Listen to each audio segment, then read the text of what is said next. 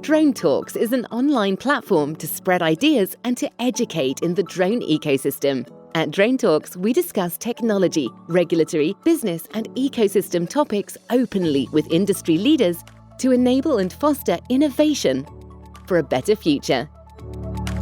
Hi everyone, I'm Esther Kovac and today I'm talking with Parimal Kopardekar PK from the NASA. He is the director of the drone's autonomous airspace operation and supplier chain department. Thanks, PK, for talking with us today. Yeah, thank you, Esther, for having me on the Drone Talk. Great. So my first question is that, as my good friend Lorenzo always says that NASA is 10 years ahead of us. And NASA is in the future in 10 years. So I was just wondering, in my perspective, your work on UTM proves that. So what is it that interests you these days? Yeah, that's a great question. What interests me these days is how the entire transportation and society could change as a result of quieter aircraft, electric propulsion, and drones, where these type of new vehicles can go into deeper areas, localities, and regions where the aviation hasn't reached before. If that starts to happen, we can see and imagine a completely transformation of the society. You could have less dependence on new roads and new metros and such, instead of having businesses locating right next to metro stops or road exits. You might actually be able to locate the businesses where they make sense, or have living spaces where they are much more integrated with greener living. So on one hand, you can see businesses thrive in the habitat they naturally ought to be, rather than congesting and coming together in the central business district all the time. But you could be spreading this out, and you could have living spaces where you want to live and then commute through air for goods and services as well as the passengers. And that totally transforms the cities and urban airspaces and rural geographies where transportation now is ubiquitous, and you get access to transportation at will pretty much, and allow you to have much better lifestyle. And that's really empowering to see the society could change for better in the future. I cannot agree more, PK. And I always loved listening you, and I should admit that I'm a big fan of your speeches, and I always find you really honest. And one of the toughest question is that what blocks us? What is the number one roadblocker that is preventing a true modernization and digitalization of the airspace? How do you see that? Yeah, so if you want to go to the future, you have a number of things we are working on, and the barriers that exist today, some of them are likely to be overcome sooner. So distributed electric propulsion, some level of automated systems either on the aircraft and on the air traffic management, or both in a much more tightly integrated fashion. And then the other parts is that making sure that the aircraft are capable of operating in urban or areas where people will accept them in terms of the noise, in terms of its safety, in terms of its reliability and such. So we are looking at these current barriers, which is to making sure that these are quieter, safer, much cheaper to manage and handle these aircraft, as well as having the infrastructure in place. So to enable the scale of these operations that is likely to happen. I don't necessarily know about 10 years, but certainly that's the future where you could be seeing much more scaled operations. And that would require vertiports and such. So now, you can imagine that instead of creating a new road, building new road or metro, you could actually have vertiports. And this old way of saying 1 mile of road takes you only 1 mile, but 1 mile of aviation land can take you anywhere. And that's the power we want to unleash, with this future. And these barriers that we talked about in terms of the electric propulsion and the battery that will get you farther. We want to make sure that we have a scaled operation for air traffic management kind of support. We want to make sure that it's safe. We want to make sure that it's ubiquitous and affordable to everybody and not just for only select few, as well as we have a supply chain ready to support the scaled manufacturing of these operations as well as maintenance in the areas where these will operate. Sounds really, really interesting. And I am following up on the latest news regarding NASA and FAA, and I have seen a great concept for operation in the stratosphere, distributed a few weeks ago, if I remember well. And what is your take on these stratospheric flights? Yeah, so that's a great question. So I'll give you a little bit broader perspective.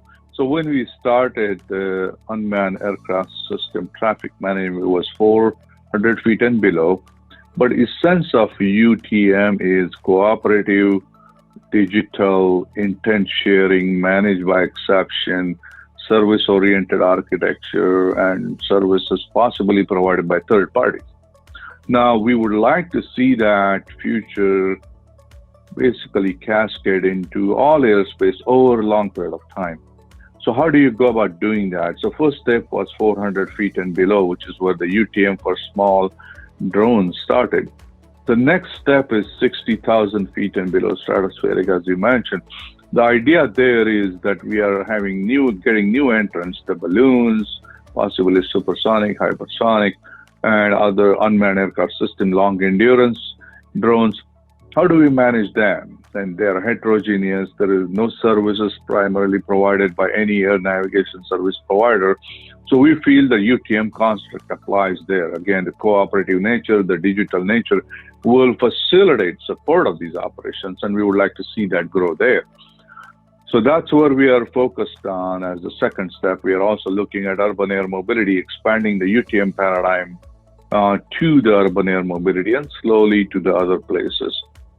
So I'm really excited about the second wave of UTM construct in that stratospheric operations that will help us demonstrate that we are able to scale this UTM paradigm, what we call as UTM-inspired air traffic management or airspace operations. Wow, that sounds really interesting and a huge step. So I'm just wondering, what's your advice for the ecosystem player currently? We have this COVID here, and what would you advise to the companies, to the startups mostly, if I can ask? Right, great question. So the three types of companies, right? One are the vehicle or the platform manufacturers, and then the second are the data providers. So it could be weather, it could be any other geographical three-dimensional maps and such. And then the third are the service suppliers, what we call in the UTM is USS, US service supplier, or in the urban airspace or urban air mobility, we call provider of services.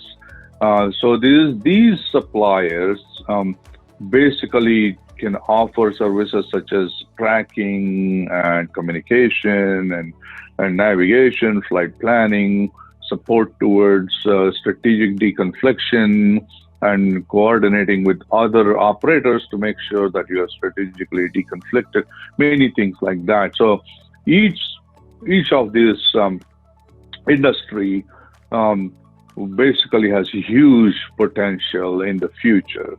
It does require some patience. Aviation doesn't move at the speed of electrons all the time. We need to be patient. The reason for that is that we need to make sure that it's completely safe system as we promote any opportunities to change. So there is a balance of innovation and proving that it's safety, but we want to make sure that we continue to make progress and process. But our goal in the government and other organizations is to try to reduce that risk to the investors, show the proof of concept that it works, whether it's UTM, whether it's urban air mobility, and it's got a promise, whether it's stratospheric operations. We want to demonstrate through concept operations development, as you mentioned, as well as doing some initial simulations and some flight tests to demonstrate that that construct has merit. And once we do that, then the venture capitalists and others are much more willing to further their investments. And we have seen some great examples of that already. UTM is very well funded from venture capitalists, and now it's making its way into the rulemaking. So we're really happy to see that progress, and similar things are likely to happen for the other examples. We talked about urban air mobility as well as stratospheric operations.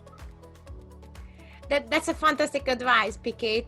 Thank you. And my last question would be, we talk about society acceptance, and I tell my mom I work in the drone ecosystem, and she just cannot imagine, what do I do? What's happening here? And if I would need to explain to my mom what's the next 10 years is about, and in a society side, what's the average person walking in a streets London will experience, what do you think, what can we do for society acceptance, and also how it's going to affect on people's life?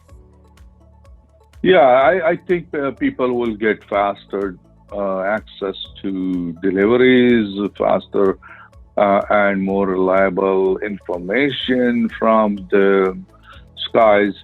So you can imagine, agriculture, or you can imagine highway traffic monitoring. You can imagine bridge inspection and cell phone tower inspection will be done.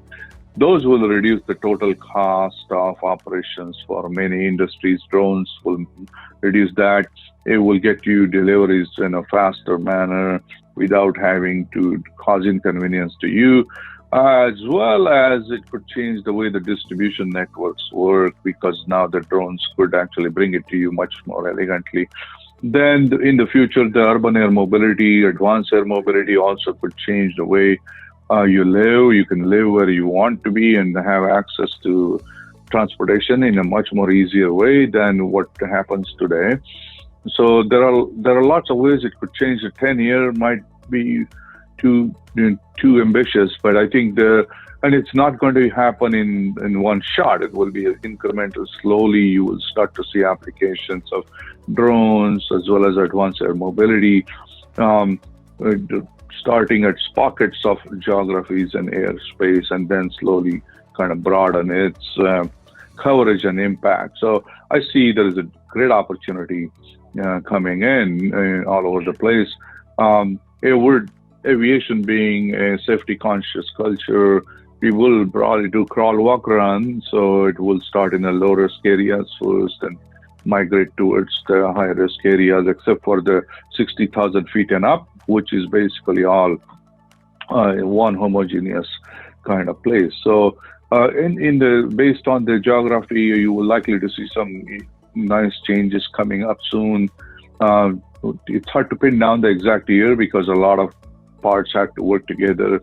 There are many stakeholders, as you can imagine. There's, of course, the current aviation operators, there's security agencies, there's public interest, all of those, and the businesses, they all had to converge. And that has been happening, and and we will see some interesting use cases being adopted in the future. Thank you, PK, for the interview. It was really a pleasure talking to you. Thank you, Esther. Thank you for having me on. Bye-bye.